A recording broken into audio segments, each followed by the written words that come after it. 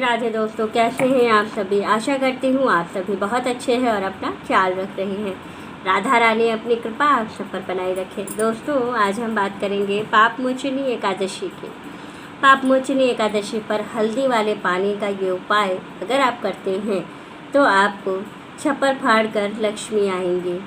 लक्ष्मी का ये उपाय पापमोचनी एकादशी पर बहुत महत्वपूर्ण है और कहा जाता है जो लोग ये उपाय करते हैं उनको 100% लाभ होता है। ये जो उपाय है ये पंडित प्रदीप मिश्रा जी द्वारा बताया हुआ है और ये 100% काम करता ही है। तो आइए चलिए संपूर्ण नियम और संपूर्ण विधि आपको बता देती हूँ कि आपको एकादशी के दिन क्या करना है और किन नियमों का पालन करना है। तो चलिए वीडियो शुरू कर लेते हैं। लेकिन उससे पहले अगर अभी तक आपने चैनल को सब्सक्राइब नहीं किया है तो चैनल को सब्सक्राइब कर लीजिएगा और बेल आइकन को दबाना बिल्कुल ना भूलिएगा। तो चलिए वीडियो शुरू कर लेते हैं। सबसे पहले हम लोग बात कर लेते हैं पापमोचनी एकादशी की। पापमोचनी एकादशी जो है ये पड़ रही है 25 मार्च को। 25 मार्च के दिन पापमोचनी एकादशी का व्रत रखा जाएगा। व्रत एकादशी का पूर्ण नियम वही रहेगा जो प्रत्येक एकादशी में आप करते आए हैं। आपको स्नान वगैरह वैसे ही करना है ब्रह्म मुहूर्त में। इस दिन ब्रह्म मुहूर्त का समय होगा सुबह 5:05 से लेकर के 5:57 तक। इस बीच में आपको स्नान करना है और फिर आपको सूर्यदेव को जल अर्पित करने के बाद सबसे पहले करनी है हरि विष्णु जी की पूजा। हरि विष्णु जी की पूजा में आपको वही करना है। सबसे पहले आपको हरि विष्णु जी को पंचामृत से स्नान कराना है, भोग लगाना है, उनका सुंदर सा श्रृंगार करना है। लेकिन जब आप श्रृंगार करेंगे उसके पहले भी आपको एक कार्य करना है। सबसे महत्वपूर्ण कार्य यही है, जब आप पंचामृत से स्नान कराएंगे, पंचामृत से स्नान कराने के बाद शुद्ध जल से स्नान कराएंगे। इसके बाद आप क्या करेंगे कि एक लोटा लेंगे, लोटे में थोड़ी सी हल्दी डालेंगे, उसको पानी में घोल देंगे और फिर क्या करेंगे, जो जल होगा उसको 5 बार ओम विष्णुवे नमः, ओम विष्णुवे नमः, ओम विष्णुवे नमः बोलते हुए हरि विष्णु जी पर समर्पित करेंगे। फिर उनको शुद्ध जल से स्नान करा करके और फिर उसके बाद से उनको श्रृंगार करेंगे आप। इस दिन पीली चीज़ों का भोग लगाना विशेष फलदायी माना जाता है। तो आपको करना क्या है, पीले फल, पीले मिठाई का भोग लगाना है। दूध या दूध से बने हुए मिठाई का भोग लगाएं, ज़्यादा फलदायी होता है। तिल और तिल से बनी हुई मिठाई का भोग भी लगाना है, तो इसका भी विशेष रूप से आप ध्यान रखें। ये तो हो गए हरि विष्णु जी की पूजा। अब हमें विशेष रूप से धन प्राप्ति के लिए लक्ष्मी जी को प्रसन्न करना है। अब लक्ष्मी जी को प्रसन्न करने के लिए क्या करना है, तो हरि विष्णु जी के पूजा के बाद फिर हम करेंगे लक्ष्मी जी की पूजा। अब लक्ष्मी जी की पूजा में आपको क्या करना है, सबसे पहले गंगा जल से लक्ष्मी जी को स्नान कराना है, फिर दूध से स्नान कराना है।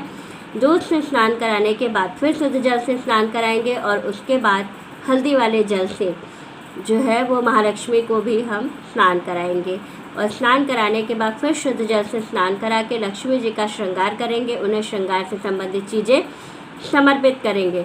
लाल माला, लाल चुनरी जरूर चढ़ाएंगे माँ लक्ष्मी को और विशेष रूप से हरि विष्णु जी की पूजा और महालक्ष्मी जी की पूजा करके उन्हें प्रसन्न करने की कोशिश करेंगे। अब इसके बाद हम क्या करेंगे, इसके बाद आपको करना ये है कि आपको शंकर जी की पूजा भी करनी है, क्योंकि ये पापमोचनी एकादशी है, दूसरे मंगलवार का दिन भी पड़ रहा है।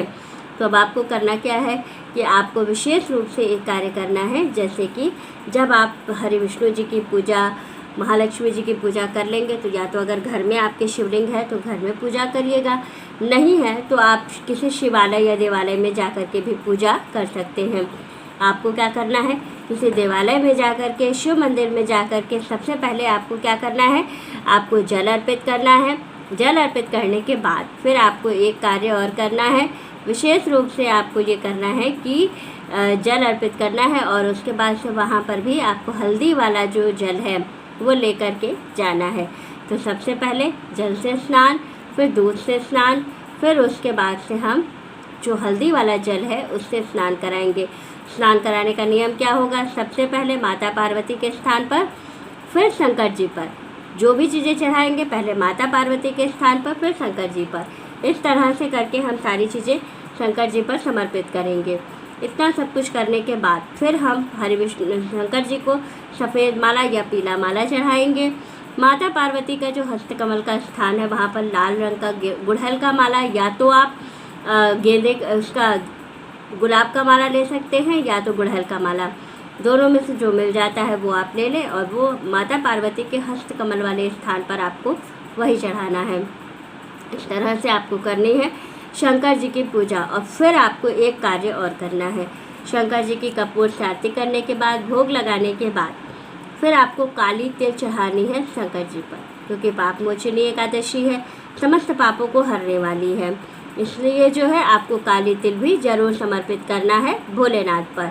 ये करने के बाद फिर आपको एक काम और करना है। क्या करना है? कपूर से आरती कर लिए, सब कुछ हो गया। अब आपको वहीं बैठ कर के जो शंकर जी का जो मंत्र है ओम त्र्यंबकम, तो शंकर जी के महामृत्युंजय मंत्र का जप करना है। और महामृत्युंजय का जप करने के बाद फिर आपको विशेष रूप से वहाँ पर मत्था टेक करके और शंकर जी से अपनी समस्त मनोकामनाएं कहना है। क्योंकि पाप मोचनी एकादशी है तो आपको विशेष रूप से इस का ध्यान रखना है कि शंकर जी को भी प्रसन्न करना उतना ही आवश्यक है जितना कि हरि विष्णु जी की पूजा करके उनको प्रसन्न करना। जब आप ये सारी चीज़ें करते हैं तभी आपको संपूर्ण फल की प्राप्ति एकादशी के दिन होती है।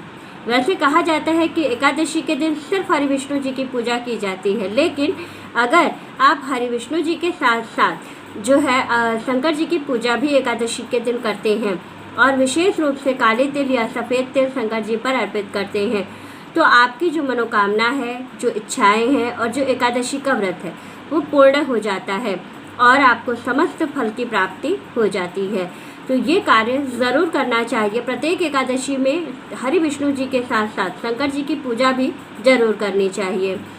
तो इसी प्रकार से आपको पाप मोचनी एकादशी के दिन ये सारे उपाय करने हैं और इसी तरह से आपको शंकर जी और हरि विष्णु जी और महालक्ष्मी जी को प्रसन्न करना है। तो वीडियो अच्छी लगे, जानकारी अच्छी लगे तो वीडियो को लाइक, शेयर और सब्सक्राइब ज़रूर कीजिएगा। राधे राधे दोस्तों।